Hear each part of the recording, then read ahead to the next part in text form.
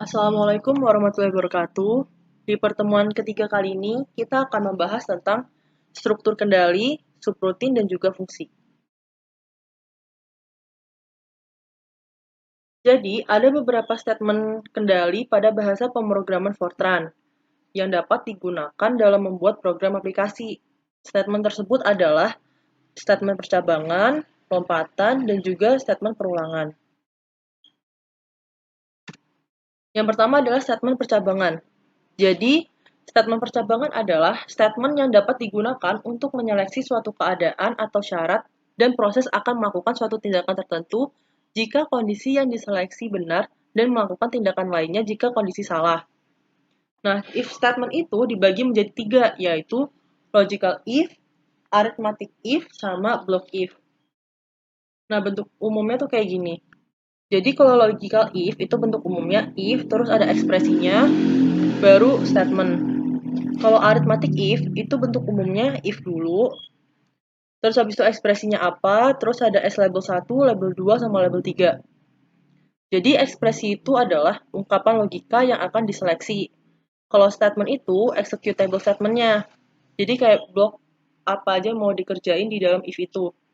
Terus S label 1 itu proses yang dilaksanakan jika aritmatik yang diseleksi itu bernilai negatif.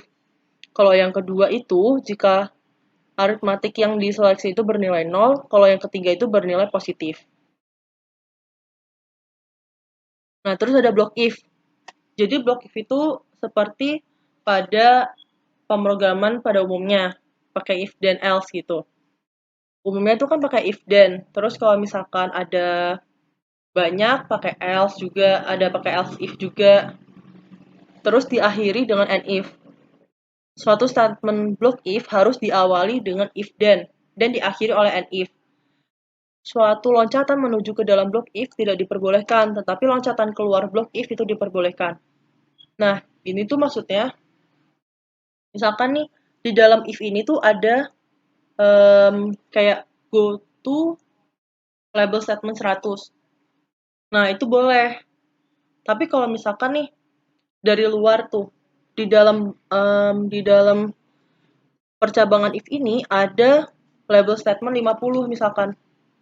Terus di luar if statement ini ada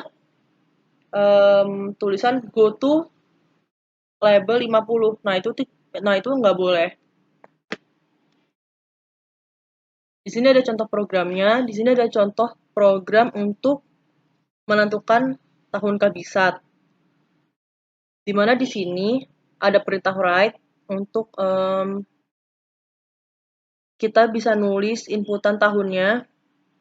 Terus di sini di read inputan tahunnya dimasukin ke dalam i tahun.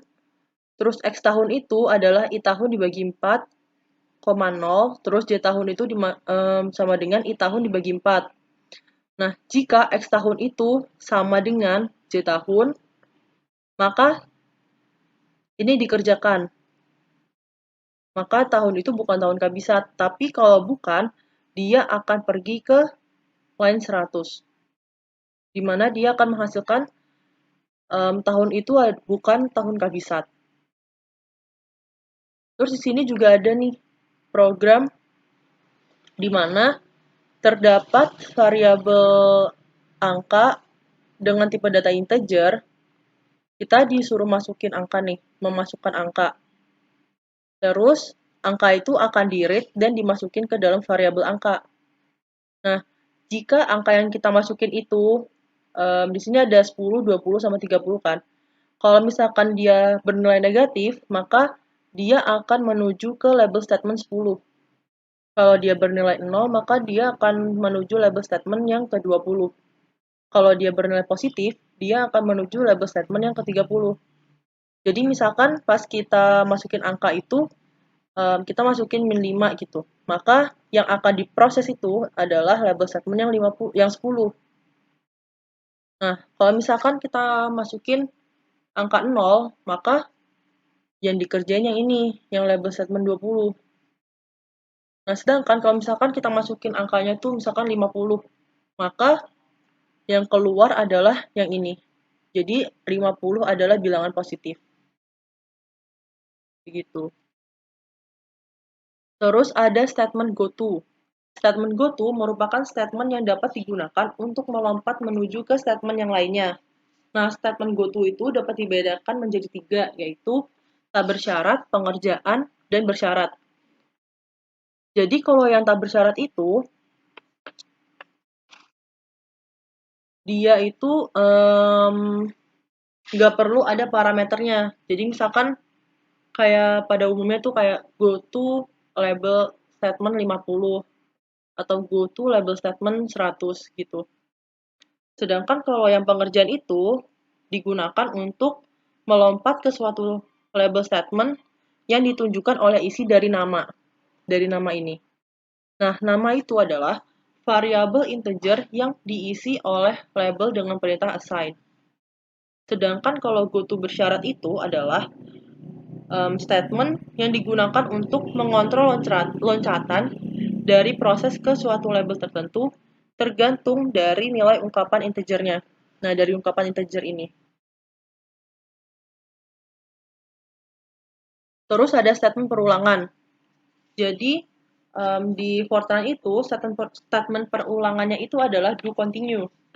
Nah, kegunaan statement do adalah untuk melaksanakan proses berulang statement yang ada di antara statement do dan label. Bentuk umumnya tuh kayak gini. Jadi ada do, terus labelnya apa, terus variabelnya apa, terus ekspresinya apa aja.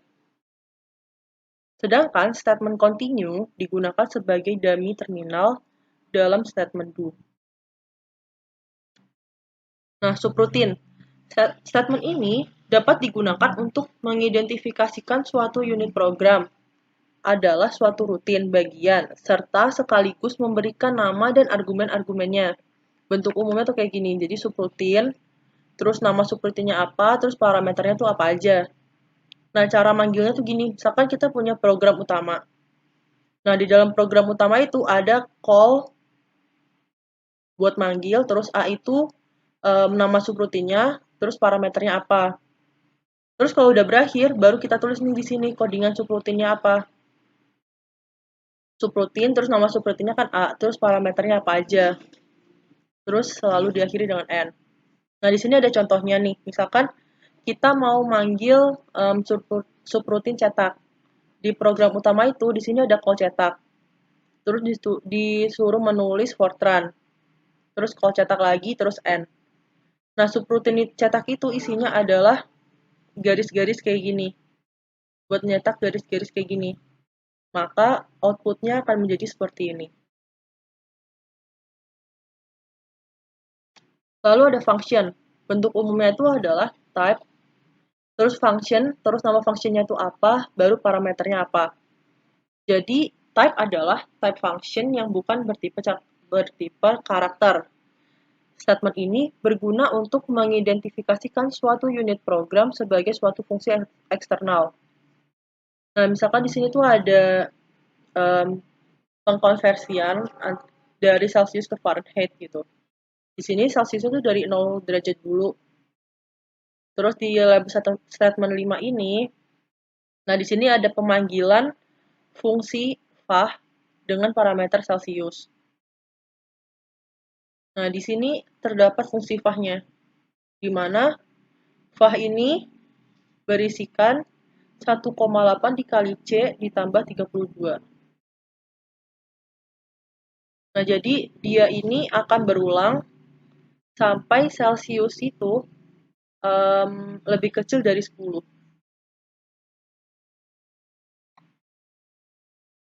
Sekian presentasi dari saya, kurang lebihnya mohon maaf. Assalamualaikum warahmatullahi wabarakatuh.